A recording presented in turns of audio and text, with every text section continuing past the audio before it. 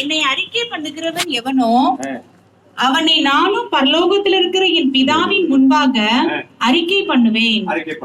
மனுஷர் முன்பாக என்னை மறுதலிக்கிறவன் எவனோ அவனை நானும் பரலோகத்தில் இருக்கிற என் பிதாவின் முன்பாக மறுதலிப்பேன். ரகசியமா ஒரு கிறிஸ்டியனா வாழ்ந்துட்டு போயிடலாம். சீக்ரெட் கிறிஸ்டியன் அப்படிங்கிற வேர்டு வந்து இங்க என்ன ஆகி போகுது, அடிபட்டு போய் நாங்க எல்லாம் சீக்ரெட் கிறிஸ்டியனுங்க, நாங்க சீக்ரெட் கிறிஸ்டியனுங்க அப்படின்னு நாம சொல்ற மாதிரி ஒரு சீக்ரெட் முஸ்லீம் இந்த உலகத்துல பார்க்க முடியுமா? கர்த்தருக்காக நம்ம நிக்கணுங்க. இந்தியாவில் கிறிஸ்தவ 2.25%. கிறிஸ்தவம் இந்தியாவுக்கு வந்து எவ்வளவு வருஷம் ஆகுன்னு நினைக்கிறீங்க? இந்தியாவுக்கு கிறிஸ்தவம் வந்து எவ்வளவு வருஷம் ஆகுன்னு அப்ராக்சிமேட்டா சொல்லுங்க. கிறிஸ்து பிறந்து தோமையார் இந்தியாவுக்கு வந்திருக்காரு. இயேசு கிறிஸ்துவனுடைய நேரடி சீடர் அப்போஸ்தலர் ஆகிய தோமா இந்தியாவுக்கு வந்திருக்கிறார் என்றால் முதல் நூற்றாண்டில் சுவிசேஷம் இந்தியாவுக்கு வந்திருக்கிறது. அப்படியானால் இந்தியாவுக்கு சுவிசேஷம் வந்து 2000 ஆண்டுகள் ஆகிறது. கிறிஸ்தவருடைய எண்ணிக்கை 2.3%. அதுக்கு 650 ஆண்டுகளுக்கு பிறகு வந்த இஸ்லாமியர்களுடைய எண்ணிக்கை இன்னைக்கு 19%. அவர்கள் எப்படி 19ஆக மாறினார்கள்? அப்படி ஒரு கேள்வி, சிம்பிள் கேள்வி கேட்டா வேற ஒன்னே இல்லைங்க. அவங்க யார் வந்தாலும் ஏத்துக்குவாங்க. அவங்களுக்குள்ள வந்து எங்கேயும் வந்து ஒரு ஸ்திரத்தன்மை உண்டு. நான் அல்லாவை சார்ந்தவன் அப்படின்னு ஓப்பனா டிக்ளேர் பண்ணுவான். இவன் அப்படி கிடையாது. திங்கட்கிழமையிலிருந்து சனிக்கிழமை வரைக்கும் ஐயா நான் ஆதி திராவிடர் இந்து, ஏதாவது கொடுங்க ஐயா அப்படின்னு. ஞாயிற்றுக்கிழமை எல்லாமே சூபே எனக்கு எல்லாமே சூபேன்னு சொல்வார். இந்த டபுள் ஆக்ஷன் உலகத்தில் உள்ள எல்லாருக்கும் தெரியும். எல்லாருக்கும் தெரியும் நாம எப்படி டபுள் ஆக்ஷன் போடுறோம் அப்படின்னு. அப்புறம் புதுசா இப்போ ஏகப்பட்ட ஊழியக்காரங்க வந்திருக்காங்க, பாட்டு பாடுறவங்க எல்லாரும் பாத்தீங்கன்னா ரகசியமா அவங்க அங்க கொண்டு இவங்க என்ஜாய் பண்ணக்கூடிய அவ்வளோ ஆசீர்வாதங்களுக்கும் அந்த பொய் தான் காரணமாக அமைந்திருக்கிறது. என்கிட்ட ஒரு ஆளு கேட்டாரு, கிறிஸ்தவ கோயில் தான் எங்க பார்த்தாலும் ஓலக்கோட்டால இருக்குது, எங்கேயாவது ஒரு மசூதியை ஓலக்கோட்டால காட்ட முடியுமா அப்படின்னு கேட்டார். கிறிஸ்தவ கோயில் நீங்க உண்மையான கடவுள்ன்றீங்க, நிஜமான தெய்வம்ன்றீங்க, உயிருள்ள கடவுள், லிவிங் காடுலாம் பயங்கரமா சொல்றீங்க. குட். ஆனா எங்கேயாவது ஒரு மசூதியை ஓலக்கோட்டால காட்டுங்க, அது செத்து போன கடவுளுடைய ஒரு இதுன்னே வச்சுக்கோங்களேன். ஓகே, அது செத்து போன கடவுள்னே வச்சுக்கோங்க. அல்லாஹ் செத்து போன கடவுள், ஏசுதான் உயிரோடு இருக்கிற கடவுள் நீங்க சொல்றீங்களே, ஓகே சார். ஆனா எங்கேயாவது ஒரு மசூதியை ஓலக்கோட்டால காட்டுங்க சார். அதுக்கு என்ன காரணம் சார்? அப்படி எல்லாம் அப்ப நான் சொன்னேன், எங்கேயாவது இந்துன்னு பொய் சொல்லி சலுகை வாங்குற ஒரு முஸ்லீமை காட்டு. கடவுள் மனசை பார்க்கிறது. உண்மையெல்லாம் நாம தெரிஞ்சுக்கிட்டு ஒன்றும் இங்க எதையும் நம்ம ஃபாலோ பண்ணல. இயேசு கிறிஸ்து கடவுளுங்கிற வசனம் பைபிள்ல இருக்குது. ஆனா இயேசு தேவன்கிற வசனம் பைபிள்ல எங்க இருக்குன்னு தெரிஞ்சவங்க யாராவது கை வைத்துக்கல. இயேசு கிறிஸ்து தேவன் என்று நம்முடைய வேதாகமம் சொல்கிறது. நம்முடைய வேதாகமம் சொல்கிறது இயேசு கிறிஸ்து தேவன் அப்படின்னு. ஆனா இயேசு கிறிஸ்து தேவன் என்று என் பைபிள் சொல்லுது. பட் அந்த வசனம் எங்க இருக்குன்னு நம்ம தெரிஞ்சதுனாலே ஃபாலோ பண்றோம் இல்ல. பச்சை தண்ணியில 2 ஹைட்ரஜனும் ஒரு ஆக்சிஜன் இருக்குன்னு தெரிஞ்சதுனாலே எங்க அப்பா தண்ணி குடிச்சாங்க இல்ல. பால்ல லாக்டிக் ஆசிட் இருக்குது, அந்த லாக்டிக் ஆசிட்ல இத்தனை ஹைட்ரஜன், இத்தனை ஆக்சிஜன், இத்தனை கார்பன் இருக்குன்னு தெரிஞ்சதுனாலயா எங்க பாட்டி பால் குடிச்சாங்க இல்ல. டீடைல்ஸ் ஒண்ணுமே தேவையில்லைங்க. எப்போ அதனுடைய பிரயோஜனம் நமக்கு தெரியும் பொழுது. பச்சை தண்ணியில டிபேட்டே கிடையாது. ஏன் தெரியுமா? Because it is useful. Everyone knows that it is useful. இயேசு கிறிஸ்துவை பற்றி இன்னைக்கு ஆராய்ச்சி பண்ணி டிபேட் பண்ணிட்டு இருக்காங்க. ஏன்? பயனற்று போச்சு. உப்பு சாரமற்று போனால் என்ன செய்யப்படும்? டேஷ். ஆனா சொல்லுங்கண்ணா சந்திரோண்ணா, உப்பு சாரமற்று போனால் என்ன செய்யப்படும்? ஐயா கலக்கிட்டீங்க ஐயா. உப்பு சாரமற்ற உப்பு எங்கே கொட்டப்படும்? வெளியே கொட்டும். சாரமற்ற உப்பு வெளியே கொட்டப்படும். கிறிஸ்தவம் இன்னைக்கு புறக்கணிக்கப்பட்டு கிடக்கிறது. காரணம் என்னன்னா இது பேசிக் ரீசன். ஸோ நம்ம இதெல்லாம் நம்ம இல்லைங்க பிரதர், நாம எல்லாம் வந்து 2000 ஆண்டுகளாக நாம ஒடுக்கப்பட்டோம், அதுக்கு இழப்பீடாக தான் கொடுக்குறாங்க. ஒரு நிமிஷம் ஆனா இப்படி வாங்கல. இவர் பார்த்தா ஐயர் மாதிரி இருக்கார்ல. இவங்க தாத்தா எங்க தாத்தாவை அடிச்சாருன்னு வச்சுக்கோங்க. இவங்க தாத்தா எங்க தாத்தாவை அடிச்சாரு, அதனால நான் இவரை திருப்பி அடிக்கிறேன். இது கிறிஸ்தவ பண்பாடா? ஒத்துக்கிறவங்க மட்டும் கை வைத்துக்க பார்க்கலாம். இது திருப்பி அடிக்கலாம் பிரதர். இவங்க தாத்தா எங்க தாத்தா வச்சதுனால நான் இவரை அடிக்கிறேன். இப்படி பழி வாங்குறது சரின்னு சொல்றவங்க யாராவது இருக்கீங்களா? According to Bible it is wrong. யாரோ கொடுமைப்படுத்த எல்லாம் உண்மைதான் சார். தேங்க்யூ. சமூக நீதி பேசக்கூடியவர்கள் பழி வாங்கலாம். நீ ஏன்னா நீதி. இப்ப நாம நீதியை பற்றி பேசுற மண்டலத்துல இல்ல புதிய உடன்படிக்கை. ஏன்னா நம்முடைய நீதி தொடச்சு போட்ட கந்தை. என்னப்பா? அவ்வளவுதான். நம்முடைய நீதி எல்லாம் இங்க வெளியில சொல்ல முடியாதுங்க. அப்படி இருக்கும்போது நாம நீதிப்படி இங்க பழி வாங்குறதுக்கெல்லாம் நமக்கு வகுப்பே கிடையாது. அல்லேலூயா சொல்லலாமா? சத்தமா சொல்லுங்களேன். ரிமெம்பர் ஒன் திங், ஏதோ பொலிட்டீஷியன்ஸ் பேசுறாங்க, ஏதோ கிறிஸ்தவ பொலிட்டீஷியன்ஸ் பேசுறாங்க, கிறிஸ்தவ பிஷப் பேசுறாரு, பாஸ்டர் பேசுறாரு. நோ, பைபிள் என்ன பேசுது அதுதான் கடைசியில நமக்கு சான்றாக நம்ம கிட்ட வந்து நிக்கிறது. நான் சொன்ன வசனமே உன்னை கடைசி நாளில் நியாயம் தீர்க்கும். யோவான் 12:48 வாசிக்கலாம். இப்ப வந்து அந்த பாஸ்டர் சொன்னாங்க, சீமான் சொன்னாரு, திராவிட கழகத்துக்காரங்க சொன்னாங்க. இதெல்லாம் எதுவும் நம்ம கிட்ட கடைசி நாள்ல வந்து நிக்காது. நமக்கு நல்லாவே தெரியும் நம்மோடு நிற்பது எது அப்படின்னா, நீ எனக்காக நின்றாயா, என்னுடைய சுபாவத்தை வெளிப்படுத்தினாயா. அதான் கடவுள் நம்மகிட்ட எதிர்பார்க்கிறார். வாசிக்கலாம். என்னை தள்ளி நான் எழுதி கொடுத்த என் பிள்ளைகள் மூலமாக, என் தூதர்கள் மூலமாக எழுதி கொடுத்த என் வார்த்தைகளை நீ ஏற்றுக்கொள்ளாமல் அதை நீ தள்ளி போடுவாயானால் உன்னை நியாயம் தீர்க்கிறது ஒன்று இருக்கிறது. நான் சொன்ன அந்த வசனமே நம்மளை எல்லாம் கடைசி நாள்ல நியாயம் தீர்க்கும் அப்படின்னு பரமாத்மா எழுதி வச்சுட்டு போயிட்டார். சொன்னது யார் தெரியுமா? Jesus himself. நியாயம் தீர்ப்பு யார் சொல்ல போறாங்க? நியாய தீர்ப்பு என்ன தெரியுமா பிரதர்? இதை பேஸ் பண்ணி தான் நியாய தீர்ப்பு. இந்த புக்கில் தான் இப்ப இந்த புக்கில் வந்து இந்த புக்கு ரொம்ப இடதுசாரி ஆட்களே ரொம்ப பேர் வாங்கல, பாஸ்டர்ஸே ரொம்ப பேர் வாங்கல, சாதியினால பாதிக்கப்பட்டவர்களே இந்த புக்கு ரொம்ப பேர் வாங்கல, சாதி மறுப்பை பற்றி நாலு ஃபுல்லா பேசிட்டு இருக்கவங்களே இந்த புக்கை வெறுக்கிறாங்க. காரணம் என்ன? நான் சொல்றேன், நீ பழி வாங்காத, கர்த்தர் உனக்கு எந்த குறையும் வைக்க மாட்டார். கரங்களை உயர்த்தி அல்லேலூயா சொல்லலாமா? நான் சொல்றேன், கடவுள் என்ன மன்னிச்சதுக்கு காரணமே நாம் பிறரை மன்னிப்பதற்காகத்தான். கரங்களை உயர்த்தி ஒரு அல்லேலூயா சொல்லுங்க பார்க்கலாம். ஸ்டான்லி, நான் கடைசியா என்ன சொன்னேன்? உஷாரா இருக்கணும் ஸ்டான்லி. கடவுள் என்ன மன்னிச்சதுக்கு காரணம் என்ன? ஸ்டீஃபன், ஒரு நிமிஷம், நான் யார்கிட்ட கேட்டனோ அந்த ஸ்டீஃபன். கடவுள் என்னை மன்னித்த காரணம் என்ன? நாம் பிறரை மன்னிப்பதற்காக. கடவுள் எனக்கு கொடுத்ததுக்கு காரணம் என்ன? நாம் பிறருக்கு கொடுக்கிறது. கடவுள் என்னை ஏற்றுக்கொண்ட காரணம் என்ன? கடவுள் என்னை நேசித்த காரணம் என்ன? இந்த ஃபார்முலாவுக்கு தாங்க கிரைஸ்ட்ங்கிற கான்செப்டே இந்த உலகத்துக்கு தேவை. நீங்க புத்தரை ஃபாலோ பண்ணுங்க, நீங்க வந்து அல்லாஹ்வை ஃபாலோ பண்ணுங்க, முகமதை ஃபாலோ பண்ணுங்க, எந்த சித்தர்களை ஃபாலோ பண்ணுங்க, நீங்க யார வேணா ஃபாலோ பண்ணுங்க, தீமை செய்தவனுக்கும் திருப்பி நன்மையை செய்ய வேண்டும் என்னும் ஒற்றை உயர்ந்த உன்னதமான பண்பாட்டை நமக்கு சொல்லிக் கொடுத்த அந்த மகான் அதை தன் உயிரை கொடுத்து நிரூபித்தாரே, அதை பிராக்டிஸ் பண்ணுவோம் கடைசி நாள்ல. நீங்க பெரிய பணக்காரன மாதிரி இங்க எதுவும் சாதிக்க போறது இல்லப்பா. நேற்றுக்கு ஒரு தம்பி சொல்றான், ஐயா லயோலா காலேஜில் நான் இந்து ஆதி திராவிடர்னு சொல்லி கிடைச்ச அட்மிஷன், நான் இப்போ கிராஜுவேட்டா படிச்சுன்னு இருக்கிறேன். நம்முடைய இயக்கத்தினுடைய கடலூர் மாவட்டத்தினுடைய ஸ்ரீமுஷ்டம்னு ஒரு தாலுகாவினுடைய பொறுப்பாளர், அவருக்கு அந்த தம்பிக்கு பேர் வந்து எட்வின் மார்ஷல். அவர் சொல்றாரு, ஐயா நான் லயோலாவில் படிச்சுட்டு இருக்கிறேன், இப்ப இந்த இதை விடணுமா? நான் இந்து ஆதி திராவிடர் கிடையாதுங்க, நான் ஆதி திராவிடனும் கிடையாது, நான் இந்துவும் கிடையாது, நான் இயேசுவை ஏற்றுக்கொண்டவன், எனக்கு சாதியே கிடையாதுன்னு நான் அங்க போய் சொல்லணுமா, இல்ல இப்படியே அட்ஜஸ்ட் பண்ணி 4 வருஷம் படிச்சு முடிக்கணுமா அப்படின்னு கேட்டேன். நான் சொன்னேன், it is depending upon the love what you have on your god. உன் கடவுள் கிட்ட நீ வச்சிருக்கூடிய அன்பினுடைய அளவை பொறுத்து இருக்கிறது. கரங்களை உயர்த்தி இது ஒண்ணு ரொம்ப சிம்பிளுங்க.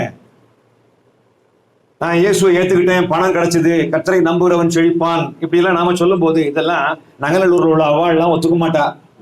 அதுக்கு என்ன காரணம்? கர்த்தருடைய நான் ஜெபம் பண்ணி ஒரு வார காலமாக சோதனையாக நாங்கள் ஜெபித்து கர்த்தர் எனக்கு சைக்கிளை கொடுத்திருக்கிறார். நான் 2 ஆண்டுகளாக ஜெபித்து கர்த்தர் எனக்கு ஒரு பைக்கு கொடுத்தார். அவன் சொல்லுவான், நான் ஜெபம் பண்ணாமலே எனக்கு ஆடி கார் கிடைச்சதே அப்படின்னு. அவ்வாள்லாம் சொல்றா. எனக்கு எதுக்கு கடவுளை கும்பிடணும்? கலைஞர் கருணாநிதிட்ட போய் கர்த்தரை நம்புகிறவன் செழிப்பான்னு சொன்னாக்க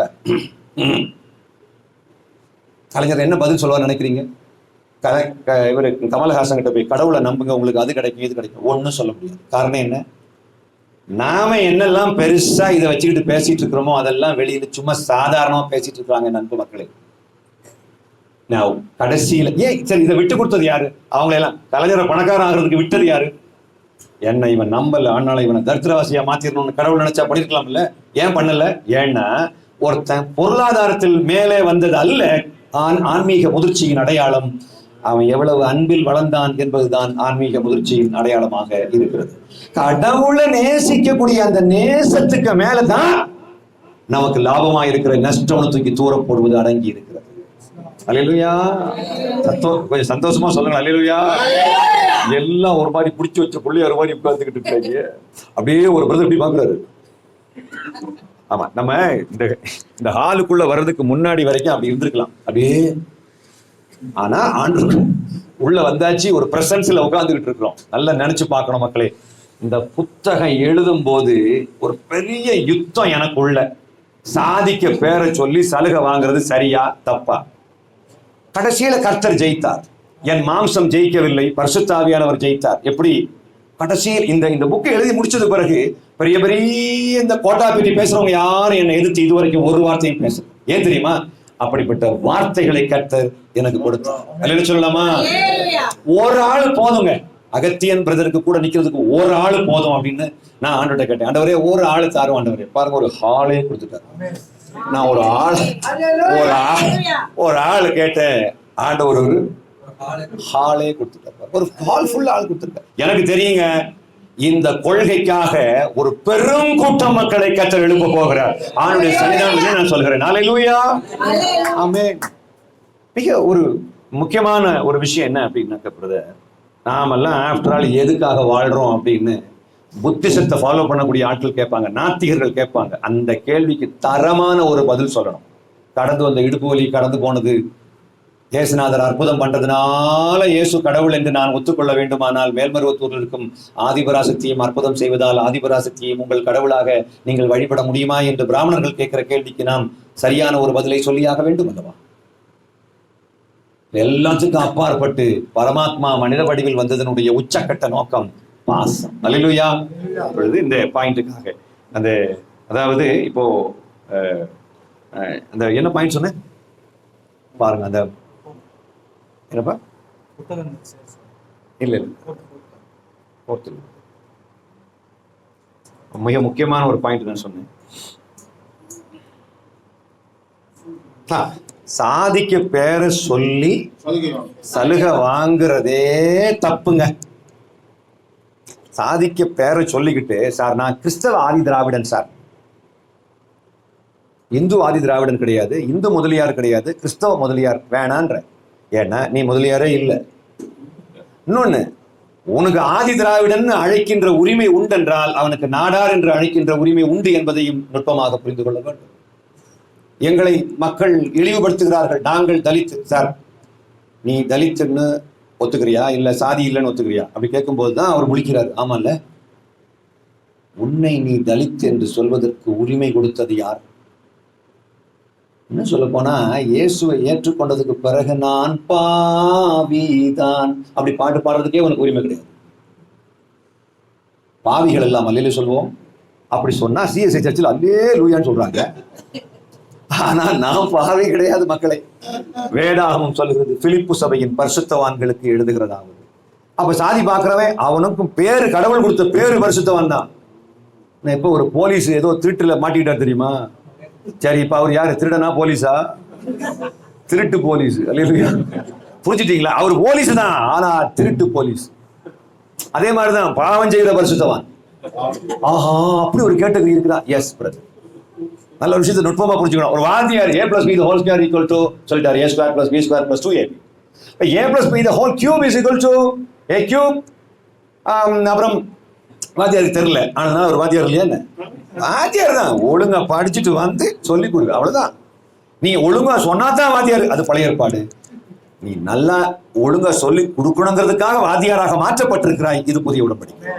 நீ நீதிமானா வாழ்ந்தாதான் நீதிமான். பழைய உடன்படிக்கை நீ நீதிமானாக வாழ வேண்டும் என்பதற்காக வேண்டி நீதிமான் என்று அழைக்கப்பட கர்த்தர் உனக்கு டைட்டில் கொடுத்திருக்காரு. இது புதிய உடன்படிக்கை. புரிஞ்சவங்க மட்டும் கொஞ்சம் கைவதி காமிப்பாங்க. அதாவது நம்ம யாருமே நல்லவங்க கிடையாது, ஆனா கடவுள் நம்மள நீதிமான் சொல்லிட்டாரு. அல்லேலூயா. எதுக்காக? நீதிமானா வாழ்றதுக்காக. நாம நீதிமானா இருக்கிறதுனால நீதிமான் ஒரு பட்டம் கொடுக்கல. நம்ம யாருங்க நீதிமான் கிடையாது. நம்முடைய நீதி ஏற்கனவே தொடச்சு போட்ட கந்தை. இங்க யாரும் நம்மளை பார்த்துக்கிட்டு எப்பா நான் கர்த்தருடைய பெருதான கிருபை நல்ல சோதரன் ஹல்லேலூயா அப்படியாக இப்படியாக அதை ஒசத்தி பேசுவாங்க. அங்க ஒண்ணும் கிடையாது, பஞ்சர் ஓட்டின டியூப். ஆமா, பெருங்காய டப்பால பெருங்காய போனதுக்கு பிறகு கூட பெருங்காய வாசனை வரும். அவங்க கை தட்டுக்களை காட்ட எவ்வளவு அழகான எக்ஸாம்பிள் சொல்றாரு பாருங்களேன். ஆமா, நம்ம எல்லாம் அந்த டப்பா மாதிரி தான் பிரதர். இதுல ஒண்ணு அவர் பெரிய இவர் ஆராய்ச்சி பண்ணி பார்த்தோம்னா நம்ம எல்லாம் ஒரு வியூல பார்த்தா சாதாரணமா தான் வாழ்ந்துட்டு இருக்கிறோம். ஆனா இயேசு கிறிஸ்துவை அவர் எனக்காக மரித்தார் என்பதை தாழ்மையோடு ஒத்துக்கொள்ளக்கூடிய அந்த கிருபையை ஒத்துக்கொள்ளக்கூடியவன் பரிசுத்தவான் என்று அழைக்கப்படுகிறார். நீங்க பிலிப்பு சபையின் பரிசுத்தவான்களுக்கு எழுதுகிறதாவது, எபேசு சபையின் பரிசுத்தவான்களுக்கு எழுதுகிறதாவது என்ன? கெட்ட வார்த்தைகள் ஒன்றும் உங்கள் வாயிலிருந்து புறப்படலாகாது. பிசாசுக்கு இடக்கூடாது. யாருக்கு? பரிசுத்தவான்கள்ட்ட சொல்றாரு. அப்ப நான் பரிசுத்தவான், அப்புறம் இடம் கொடுத்துருக்கணும். அவன் கொடுத்துருக்கேன், அதனாலதான் சொல்றாரு நீ கெட்ட வார்த்தை பேசுற, அதனாலதான் எபேசு சபைக்கு லெட்டர் போடுறாரு. அப்ப நீ பாவி அல்ல. எபேசு சபையின் படுபாவிகளுக்கு எழுதுகிறதாவது அப்படி அவர் எழுதுறே. எபேசு சபையின் பரிசுத்தவான்களுக்கும் பாவிகளுக்கும் படுபாவிகளுக்கும் எழுதுகிற நோ. எபேசு சபைக்கு உள்ள, அதாவது கிறிஸ்துவை ஏற்றுக்கொண்டு சபையோடு சேர்த்துக் கொள்ளப்படுகிறார்கள்.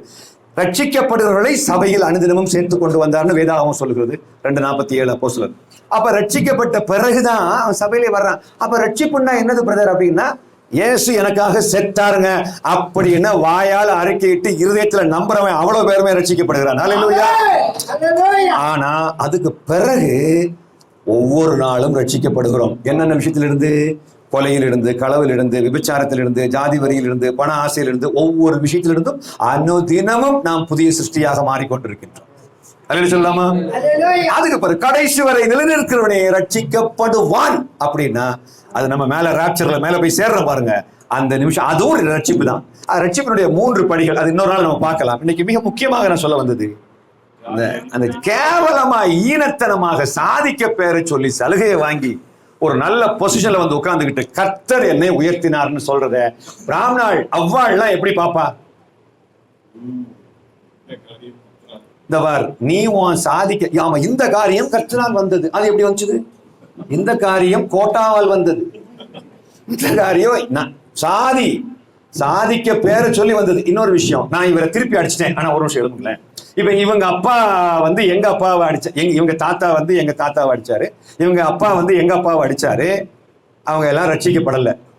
ஆனா நான் ரட்சிக்கப்பட்டேன், இவரு ரட்சிக்கப்படல, நான் ரட்சிக்கப்பட்டேன். இப்ப என்னுடைய அடுத்த கட்ட பணி என்னன்னா, அவரை மன்னிக்க வேண்டும். இங்கதான் அவர் இயேசுவை அறிவதற்கான வாய்ப்பு கிடைக்குது. நான் ஒரு ஆள்கிட்ட சொன்னேன், கிறிஸ்தவங்க மன்னிக்கிறவங்க. ஹல்லேலூயா. அர்த்தமா சொல்லுங்களேன், நம்மளால சொல்ல முடியல. ஏன்னா அப்ப கூட இப்படிதான் பாக்க மச்சான், எப்படி பிரதர் மன்னிக்கிறது? ஓ கஷ்டம்தான். ஆரம்பம் இப்படிதான் இருக்கும், அற்பமா தான் இருக்கும். இவர் என் மார்க்கத்துக்கு வரணும், நான் எப்படி கொண்டு வர முடியும்னு நினைக்கிறீங்க? இவர் அளவுக்கு நான் பணக்காரனை மாறின உடனே இவர் வந்துருவாரா? ஏங்க, இவர் அளவுக்கு பணக்காரனா மாறின உடனே இவர் என் பின்னாடி வந்துருவாரா? இம்பாசிபிள். இவரை விடவும் நான் பணக்காரனா மாறின உடனே பரவாயில்லையே, இவன் என்னோட பணக்காரனா மாறி, அப்படி ஒருத்தன் வாராம்னா அவன் ஆன்மீகத்தை சரியா புரியாம வர்றான் அப்படின்னு அர்த்தம். ஒரு விஷயத்தை நீங்க நுட்பமா புரிந்து கொள்ள வேண்டும். இவருடைய ஆன்மாவை கவர்கின்ற வலிமை எதற்கு உண்டு அப்படின்னா, இவரை மன்னித்து, அண்ணே கவலைப்படாதீங்க, அண்ணே நடுக்கிட்டு உட்காந்துக்காதுங்க, தாத்தா உங்களை, எங்க தாத்தாவை உங்க தாத்தா அடிச்சாரு, அதனால எங்க அப்பா உங்களை அப்பாவை அடிச்சாரு, அப்புறம் நீங்க எங்க அப்பாவை திருப்பி அடிச்சாரு, 2 பேரும் சண்டை போட்டு செத்து போயிட்டாங்க. நான் ஆனா சொல்றேன், உங்களை நான் திருப்பி அடிக்க மாட்டேன். அப்படி சொன்ன உடனே அவர் கண்ணில் என்ன வரும்? ஆனந்த கண்ணீர் வரும். யாருப்பா இவன் கடவுள் அப்படின்னா அவர் அப்ப யோசிப்பாரு, and he will accept the Lord Jesus Christ as his personal Savior. அல்லேலூயா சொல்லலாமா? அதுதான் கிறிஸ்தவம். அதை விட்டுட்டு நாங்க எங்களுக்கு இழப்பீடு வாங்கிட்டு இருக்கிற வரைக்கும் பணக்காரனா மாறுவேன், அதுல எந்த சந்தேகமும் கிடையாது. ஆனா ஒன்னும் பெருசா அவங்ககிட்ட போய் சொல்ல முடியாது. அதனாலதான் கிறிஸ்தவம் இன்னைக்கு 2.25% இருக்கிறதுக்கு கடவுளை அனுமதிச்சிருக்கிறார். நுட்பமா புரிஞ்சுக்கணும். கிறிஸ்தவன் 2.25% இருக்கிறது காரணம் என்னன்னா, கடவுளுக்கு நம்ம இடம் கொடுக்கவே இல்லையே. நம்ம எங்க கடவுளுக்கு இடம் கொடுத்தோம்? நம்ம வளர்ந்து வந்தோம் அப்படின்னா நம்ம கடவுளுக்கு இடம் கொடுத்து நம்ம வளர்ந்தோமா? இல்லை. நம்ம கடவுளால மேல வந்திருக்கோமா? இல்லை. அதனால தேங்க்யூடா. எனக்கு அவங்க இவர் எனக்கு ரொம்ப பிடிச்சிருக்குது. ஏன்னா இவர் சாதி பார்க்காம கல்யாணம் பண்ணியிருக்கிறார். அல்லேலூயா. இவரை விட ரொம்ப பெரிய ஊழியக்காரங்களா இருக்கிறாங்க. ஆனா கரெக்டா அந்த கல்யாணம் வந்த உடனே ஏன் நம்மள பாரு அப்படின்னு சொல்லி முடிச்சு அந்த பிசாசுக்கு இடம் கொடுத்து போயிட்டாங்க. அதனால இப்ப அந்த விஷயத்திற்காக வேண்டி அருமையான ராபின் அண்ணா அப்படியே வந்துருங்க. அப்படி அந்த பொய் சொல்லாம அந்த பொய்யை சொல்லி எதையாவது ஒண்ண வாங்கி அப்படியே சைட்ல அப்படியே